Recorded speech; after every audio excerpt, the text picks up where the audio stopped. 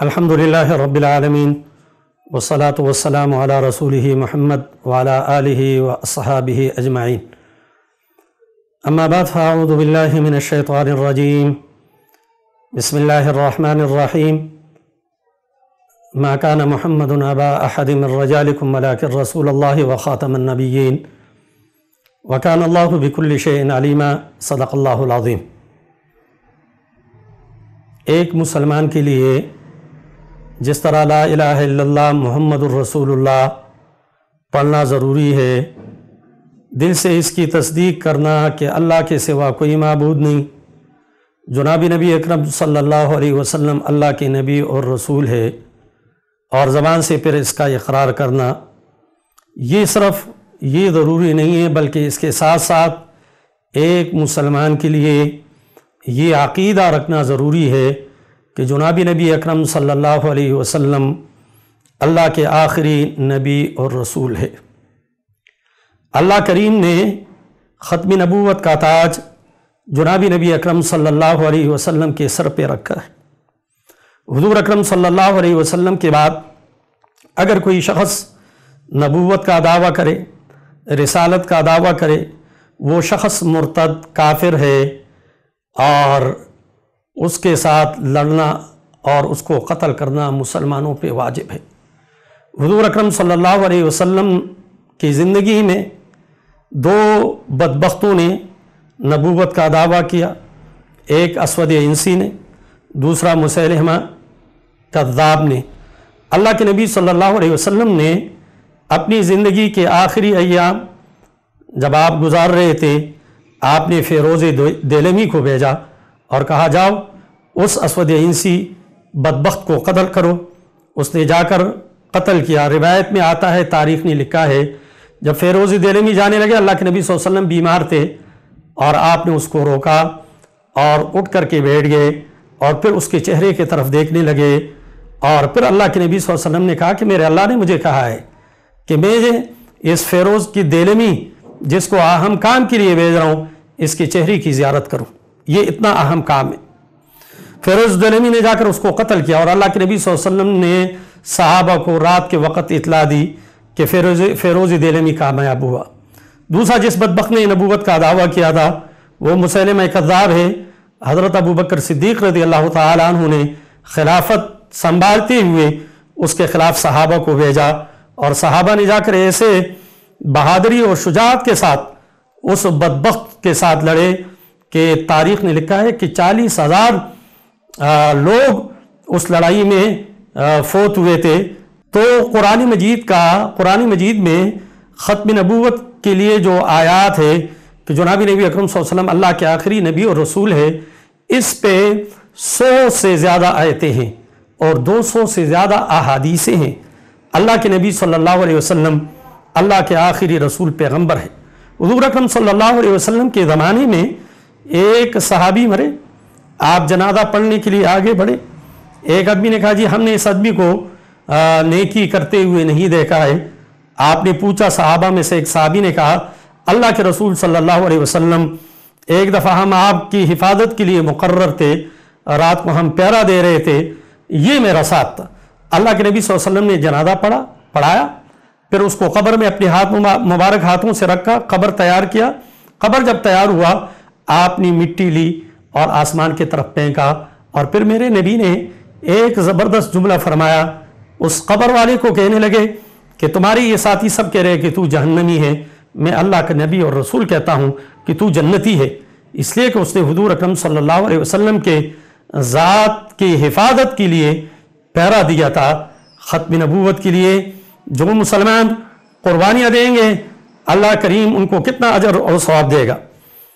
پاکستان اور ہندوستان میں ایک فتنہ پیدا ہوا مرزا غلام احمد قادیانی کا، اور ہمارے بزرگ اکابر میدان میں آئے اور ہزاروں کے تعداد میں مسلمانوں نے ختم نبوت کے لیے قربانیاں دی. ایک دن 10,000 نوجوان کالج، اسکول، یونیورسٹی کے طلبہ ختم نبوت 53 کا جو تحریک ہے اس میں شہید ہوئے۔ اس میں سے ایک نوجوان کو گولی لگی ٹانگ پہ، وہ اس وقت کہنے لگے بدبخت تو نے مجھے ٹانگ پہ گولی ماری ہے، میرے دل پہ گولی مار اور میرے دل نکال لے اور پھر دیکھ لے کہ میرے دل میں نبی اکرم صلی اللہ علیہ وسلم کے لیے کتنی محبت ہے۔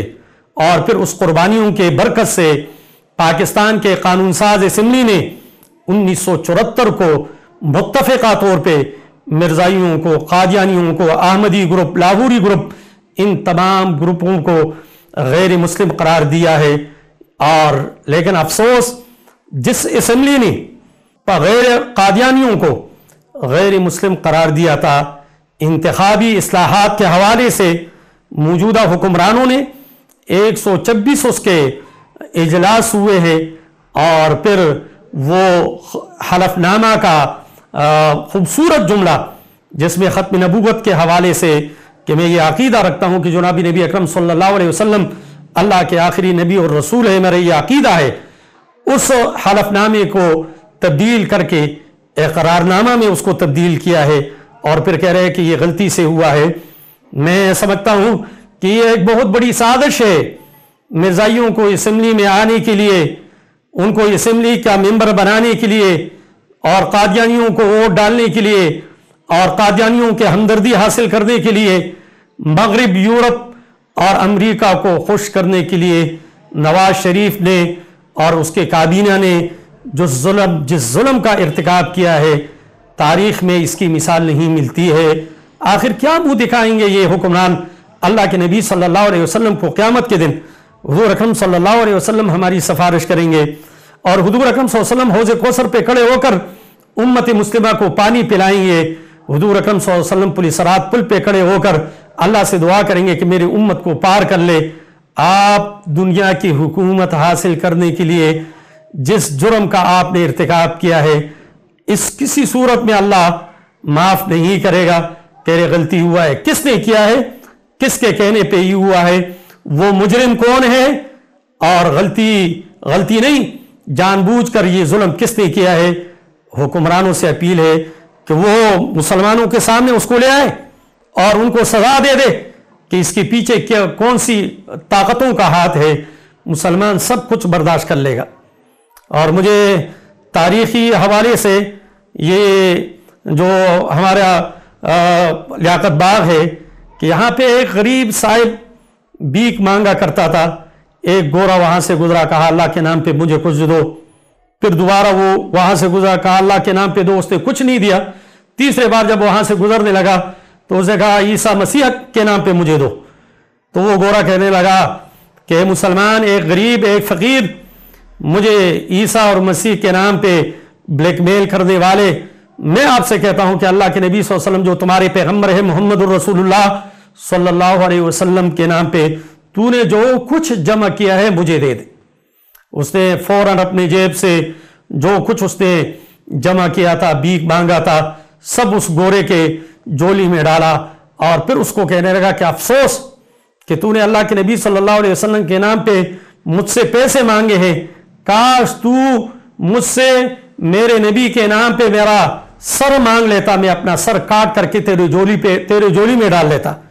تو حکمرانوں یہ سن لو کہ مسلمان سب کچھ برداشت کر لیں گے۔ مسلمانوں نے تمہارا ظلم برداشت کیا، بجلی اور گیس کا بل برداشت کیا، تمہارے ناجائز ٹیکس ہم نے برداشت کیے، تمہارے بہت سی بدمعاشیاں ہم نے برداشت کی، لیکن ایک بات یاد رکھو، ہم سب کچھ برداشت کر لیں گے، لیکن حضور اکرم صلی اللہ علیہ وسلم کی عزت، ناموس، رسالت، آپ کی عظمت، اس کے لیے ہر قسم کی قربانی دیں گے۔ اپنے اس ناجائز اور اپنے اس ظلم سے باز آ جاؤ، نہ تم بچو گے نہ تمہارے آقا بچیں گے، ورنہ پھر ہم تمہیں دریا کے حوالے کر کے امریکہ کے پاس، اپنے آقاؤں کے پاس بھیجیں گے، اور پھر تاریخ تمہیں معاف نہیں کرے گا، دنیا بھی تمہاری تباہ ہو جائے گی اور آخرت بھی تباہ ہو جائے گا۔ وآخر دعوانا ان الحمدللہ رب العالمین۔